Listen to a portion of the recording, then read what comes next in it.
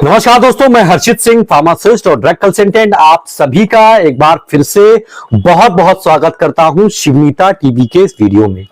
आज के दिन मैं भारतीय क्रिकेट टीम के जर्सी में बैठा हुआ हूं, क्योंकि जिस समय ये वीडियो रिकॉर्ड हो रही है उस समय भारतीय क्रिकेट टीम वानखेड़े के स्टेडियम में न्यूजीलैंड के खिलाफ सेमीफाइनल मैच खेल रही है और उसी भारतीय टीम के सपोर्ट के लिए मैंने आज ये जर्सी पहन रखी है। अब आते हैं आज के प्रमुख वीडियो पर।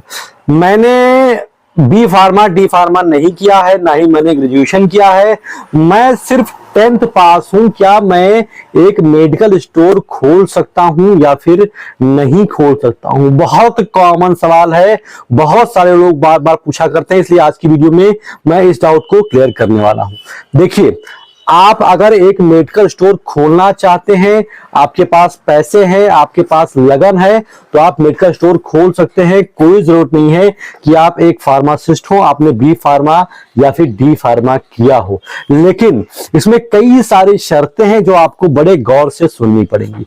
देखिए, पहली क्या चीज है, आप मेडिकल स्टोर तो खोल सकते हैं, लेकिन अगर आप एक फार्मासिस्ट नहीं है तो आप अपने कस्टमर को अपने हाथों से दवा नहीं दे सकते हैं।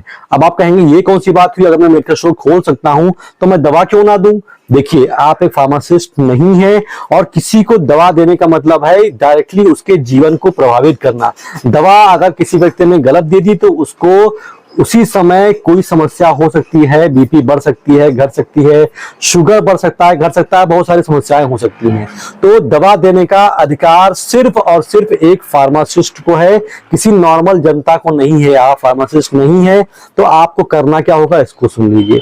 आप सिर्फ एक प्रोपराइटर बन सकते हैं, मतलब दुकान के मालिक बन सकते हैं, और आपका काम सिर्फ और सिर्फ गल्ले तक सीमित रहेगा। मतलब कस्टमर से आप सिर्फ पैसा लेकर के अपने गल्ले में रख सकते हैं, आप हेड चेयर पर बैठ सकते हैं, लेकिन आप एक मेडिकल स्टोर पर किसी भी कस्टमर को दवा नहीं दे सकते हैं। आपको एक फार्मासिस्ट हायर ही करना पड़ेगा जो आपकी शॉप पर रहेगा और दवा वही काट करके पेशेंट को देगा। तो फार्मासिस्ट रहेगा जो वो दवा देगा और आप गल्ला संभालेंगे। मतलब समझे आप, आपको एक फार्मासिस्ट हायर करना पड़ेगा अगर आप एक फार्मासिस्ट नहीं है तो।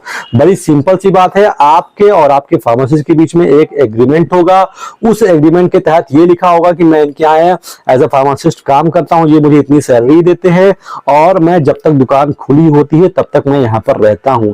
इसमें बहुत इंपॉर्टेंट चीज ये है कि अगर आपका फार्मासिस्ट छुट्टी पे है तो आप दुकान खोलने के लिए अलाउड नहीं है। भैया, ये नियम है कि अगर फार्मासिस्ट नहीं आया, मान लो सिर्फ कोई काम है, छुट्टी है, तबीयत खराब है, तो आपकी दुकान नहीं खुलेगी, क्योंकि दुकान पर दवा सिर्फ एक फार्मासिस्ट दे सकता है। तो अगर आप फार्मासिस्ट नहीं है, टेंशन मत लीजिए, आप दुकान खोल सकते हैं, लेकिन आपको एक फार्मासिस्ट को हायर करना ही पड़ेगा। आप प्रोपराइटर बन जाएंगे और फार्मासिस्ट आपके दुकान का एक फार्मासिस्ट रहेगा। तो ये होता है प्रावधान अगर आपने बी फार्मा डी फार्मा नहीं किया है और आप एक मेडिकल स्टोर खोलना चाहते हैं।